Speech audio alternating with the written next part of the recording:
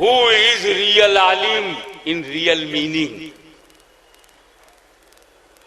आलिम वो नहीं है जो फिजिक्स केमिस्ट्री zoology बॉटनी का उस्ताद हो।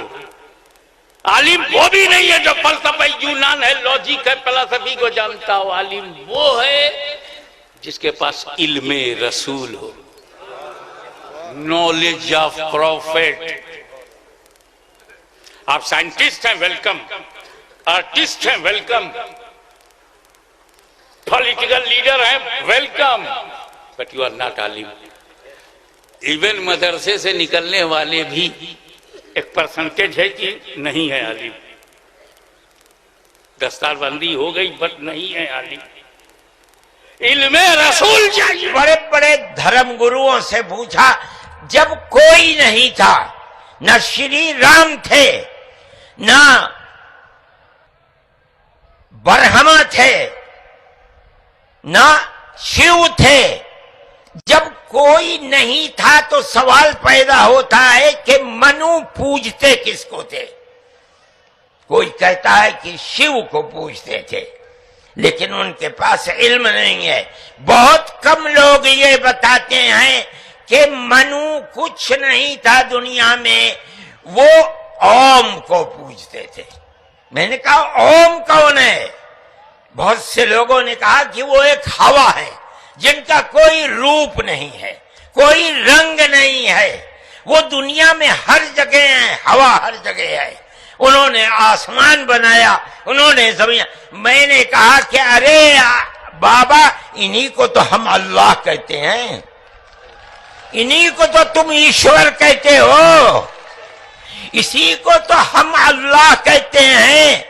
फारसी बोलने वाले खुदा कहते हैं, अंग्रेजी बोलने वाले गॉड कहते हैं।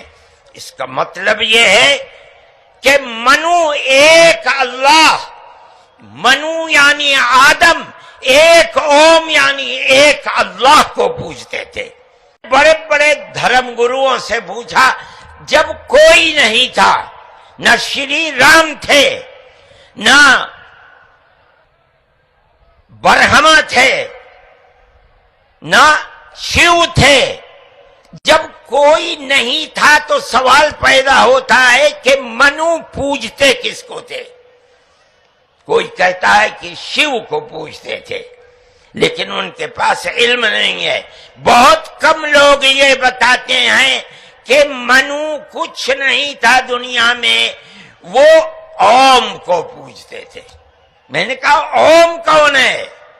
बहुत से लोगों ने कहा कि वो एक हवा है जिनका कोई रूप नहीं है, कोई रंग नहीं है, वो दुनिया में हर जगह है, हवा हर जगह है।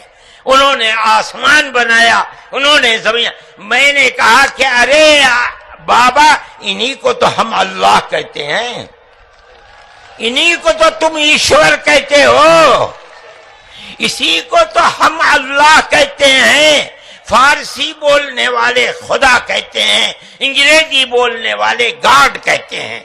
इसका मतलब यह है कि मनु एक अल्लाह, मनु यानी आदम, एक ओम यानी एक अल्लाह को पूजते थे। बड़े बड़े धर्म गुरुओं से पूछा, जब कोई नहीं था, न श्री राम थे, न ब्रह्मा थे, न शिव थे, जब कोई नहीं था तो सवाल पैदा होता है कि मनु पूजते किसको थे। कोई कहता है कि शिव को पूजते थे, लेकिन उनके पास इल्म नहीं है। बहुत कम लोग ये बताते हैं कि मनु कुछ नहीं था दुनिया में, वो ओम को पूजते थे। मैंने कहा ओम कौन है? बहुत से लोगों ने कहा कि वो एक हवा है जिनका कोई रूप नहीं है, कोई रंग नहीं है, वो दुनिया में हर जगह है, हवा हर जगह है। उन्होंने आसमान बनाया, उन्होंने जमीन। मैंने कहा कि अरे बाबा, इन्हीं को तो हम अल्लाह कहते हैं, इन्हीं को तो तुम ईश्वर कहते हो, इसी को तो हम अल्लाह कहते हैं। फारसी बोलने वाले खुदा कहते हैं, अंग्रेजी बोलने वाले गॉड कहते हैं।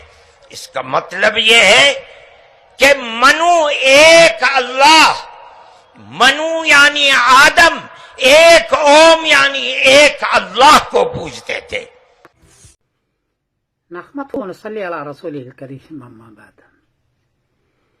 کل رام لیلا میدان میں حضرت مولانا ارشد صاحب دامت برکاتہم نے 3 باتیں کہی ہیں۔ میں تینوں کے لیے حدیث پیش کر رہا ہوں، میرا کام حدیث پیش کرنا ہے۔ پہلی بات یہ کہی ہے کہ ہندوستان میں سب سے پہلے جو آئے ہیں وہ حضرت آدم علیہ السلام آئے ہیں، اور وہ ہمارے پروج ہیں، وہی اصل ہے، ایک بات۔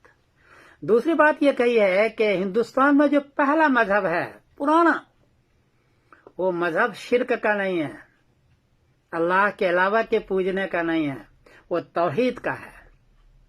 ایک اللہ کو ماننا، ایک ہی اللہ کی عبادت کرنا، پوجنا، اور ایک ہی اللہ سے مانگنا، ایاک نعبد و ایاک نستعین، یہ ان کا پہلا مذہب ہے۔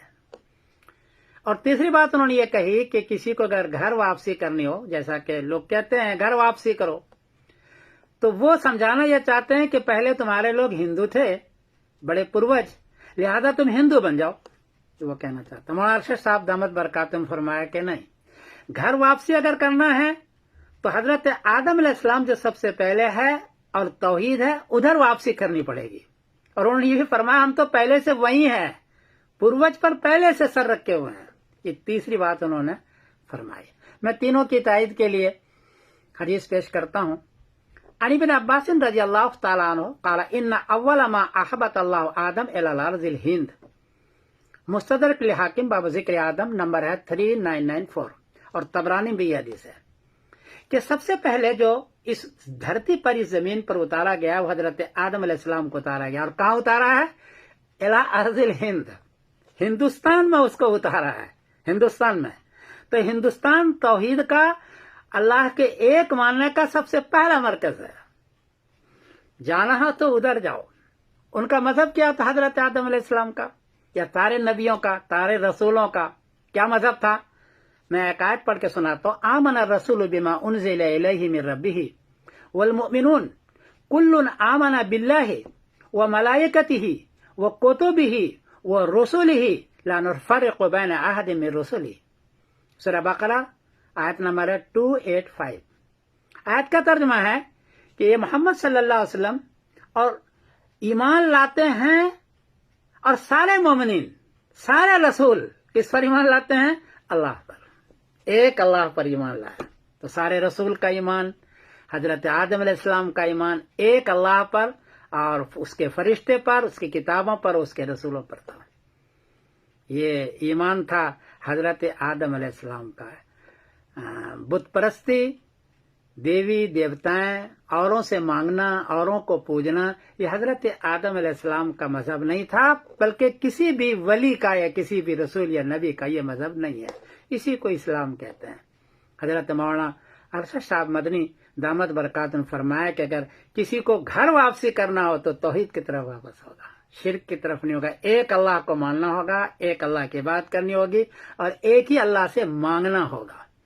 اس لیے ہمیں جو بار بار کہتے ہیں گھر واپسی کرو یعنی ہندو کی طرف چلے جاؤ، یہ صحیح چیز نہیں ہے۔ مولانا ارشد نے فرمایا، میں اس کی تائید کرتا ہوں، اور ساتھ ساتھ مولانا ارشد صاحب دامت برکاتہم کا میں بہت شکر گزار ہوں۔ پوری امت کے جانب سے میں شکریہ ادا کرتا ہوں کہ پوری جرات کے ساتھ سارے گروؤں کے سامنے ڈنکے کی چوٹ کے ساتھ انہوں نے ایک بات کہی۔